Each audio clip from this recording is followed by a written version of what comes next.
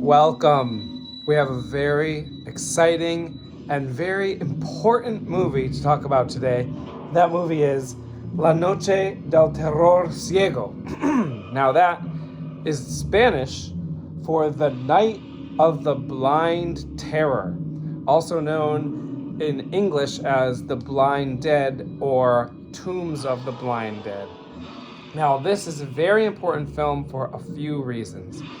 First of all, this is a Spanish Portuguese co-production, and this is the oldest surviving Portuguese horror film in all of history. There is one other possible Portuguese horror short in existence that's from the 40s, but we don't count that because you cannot find that anywhere. This is the oldest Portuguese horror film ever. It's definitely the oldest Portuguese full-length horror film of all time. And actually, there are very, very, very few Portuguese horror films in all of human history. For some reason, they don't really do horror in Portugal. But I think in the 70s, there are less than 10 Portuguese horror films, and that includes co-productions like this one, because this is actually primarily Spanish. Now, beyond that, it is also the first true zombie film of the 70s. That's right, we got through 70 and through 71, and it took us all the way until April of 72 to get a zombie film from any country. So that's a big deal. The Night of the Living Dead came out in 1968, and overall it's hugely influential, but it did not spawn a whole bunch of copycats right away. Although I did not do 1969 and 1968 for this project. By the time 1970 rolled around, there were no zombie films at all in 70 and 71, unless you count the few Frankenstein films that happened, because I do honestly think that Frankenstein's monster is a zombie, but it's not a zombie rising from the grave, okay? So, although we did have Evelyn Rises from the Grave, which seemed like there might have been a zombie, that's a whole different story. You can watch the video on that if you want. So, this film, The Night of the Blind Terror, very important. Now, it was directed by, I'll show you, Amando de Ossorio. And here he is actually hanging out with one of the blind dead, one of the zombie Templars, although I did read that he said that he did not like when people called these monsters zombies. He actually thought they were vampiric mummies. But we're calling them zombies because they rise from the grave. He didn't like calling them zombies because they could think. And he said zombies can't think for themselves, which actually is a good point. So I guess we could call them mummies, but they really behave more like zombies. Before we talk more about what the movie is about, I want to show you some more things that I watched by Ossorio before watching this. He did this. Actually, this is worth noting as well. He did this Spanish Western. Actually, I think it was part Spanish, part Italian co-production. And that is not the name that I am familiar with there. It was called Tomb of the Pistolero, or La Tumba del Pistolero in Spanish. And I really liked this one. It had much stronger characters than a typical spaghetti western, but this came out in 1963, which is before the spaghetti western genre broke loose and went crazy, which was in 1964. So this was ahead of its time.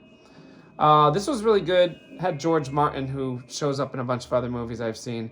So that was a good one. I actually watched this like quite a while ago, not in anticipation of this film, but it came up, I think, because George Martin was in it, and I was watching a bunch of George Martin films. Okay, so that's 1963. Then in 1969, he did Malenka, let me zoom in on that a little bit. So Malenka was released as Fangs of the Living Dead in the US.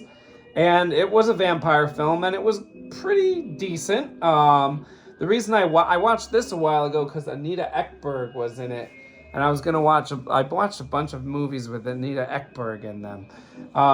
This was pretty solid, not bad, and considering that it was from 1969 and Spanish, there were not a ton of Spanish horror films coming out yet. So if you've watched a bunch of these videos of mine, you will know that the two big Spanish horror guys in the 60s were Jesus Franco, and you may know that I have mixed feelings on Jesus Franco because I don't really think he was that good of a director.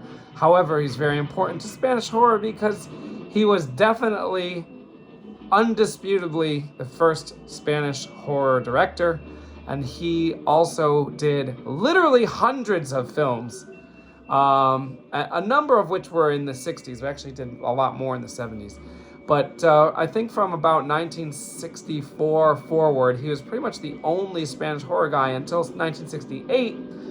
And then in 1968, we had Jacinto Molina, also known as Paul Naschy, start up with a string of closely released together werewolf films, and I like those. Now, this film came out, was distributed. It was distributed by a Spanish distributor called Hispamex, and that's the same distributor that released the fourth Jacinto Molina, Paul Naschy werewolf film, which was called, I think it was called Curse of Walpurgis Night, something like that. But anyway, it was also known as, I think, Werewolf versus the Vampire Woman, and I did a video on that, so you can look it up. Now, let's talk about this one. Now, this film, first of all, there's a couple versions floating around out there. If you watch Shudder, you can watch the original Spanish cut, which is an hour and 41 minutes long. It's in Spanish. It's uncut. It's the original full cut of the film. Or if you go on Plex, you can watch the Blind Dead cut, which actually cuts 20 minutes out of the film. But I would highly recommend not watching that version because it gets rid of the craziest parts of the movie, which I knew that would happen. However, if you do not want to see sexual assault in any way, but still want to watch this movie, you may want to go for the Blind Dead cut. Also, the Blind Dead cut is dubbed in English, which to me is a negative thing because all these actors are Spanish and speaking in Spanish in the film. So if you want to hear the actual actors' voices, definitely watch the Spanish cut on Shudder. But if you can't do subtitles because, I don't know, you have some personal issue with that, I know some people don't like reading subtitles, which is unfortunate for them. But if you don't want to read subtitles and you don't want to see the sexual assault scenes, of which there are at least 2 sexual assault sequences, which if you are watching this channel, you know is not unusual for the early 70s, then I guess you can go with that one. So anyway, what's going on here is we have Spanish character. I really like this geographic aspect of it. We have Spanish characters, some of which are living in Lisboa, the capital of Portugal, and some that are visiting, and they meet up because they went to boarding school together, these 2 women. And so it's 2 women and a man, and they decide that they're gonna go on a trip out to the country.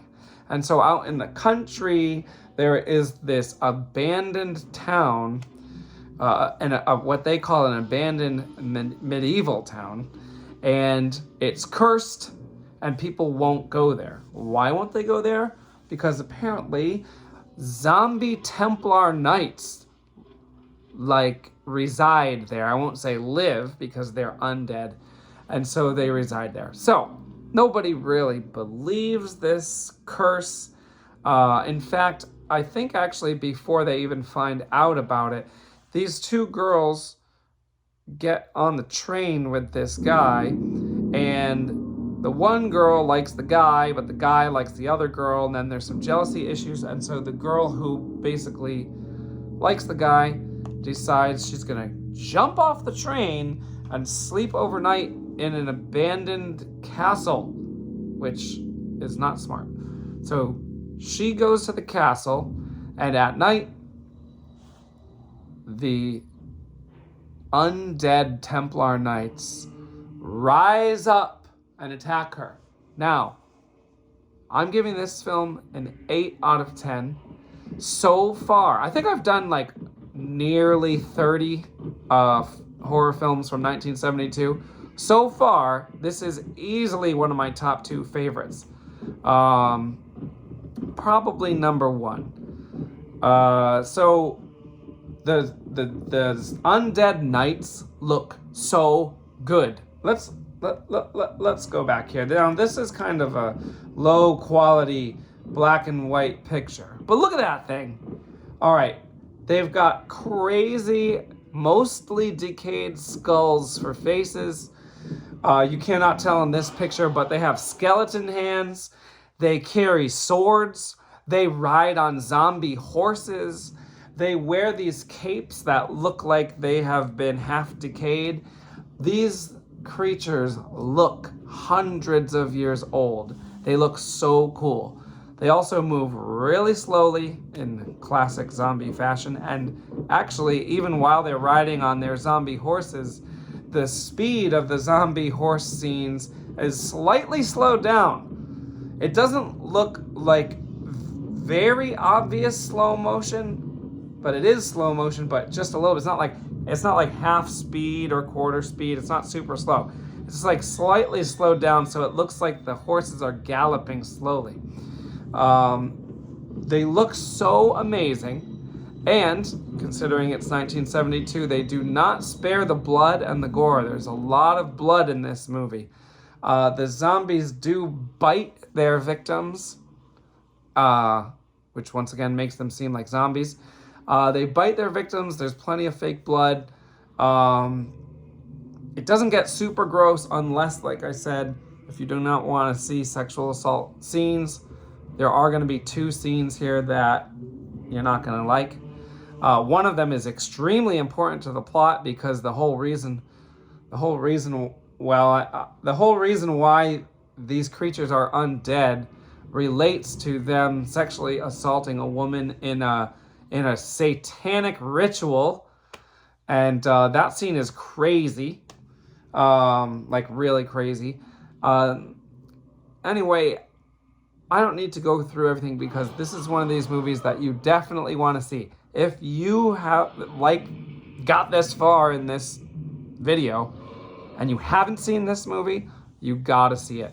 It's probably the #1 most must-see 1972 film that I have reviewed so far. It's so good. I think that's pretty much all I want to say about it. It's excellent. It's on Shudder right now. And that's it. So enjoy. I certainly did. It was a wonderful break from all of the realistic thriller killers, as I pretty much would call them, where there's like just some killer on the loose and it's killing people. Like, I really have had enough of those, so it was really nice to see gorgeous, decayed, zombie, mummy, vampire, undead creatures slowly attack their victims. And if you can hear the quote music, which I like, is basically not melodic at all, and it's pretty much just tomb noises for the most part. So I can't recommend this one enough. The only reason why I didn't give it a higher score is because there are a number of... They could probably have cut out 10 minutes of this, maybe 15, and it would have been even better. There's just like a little bit of... I've seen a lot of people say this movie is too slow, and I gotta like slightly agree. I mean, I was not bored, but there were some parts where we probably could have tightened it up a little bit. Other than that, man, it was excellent. Just excellent. All right, that's it for Tombs of the Blind Dead or La Noche del Terror Ciego. See you next time.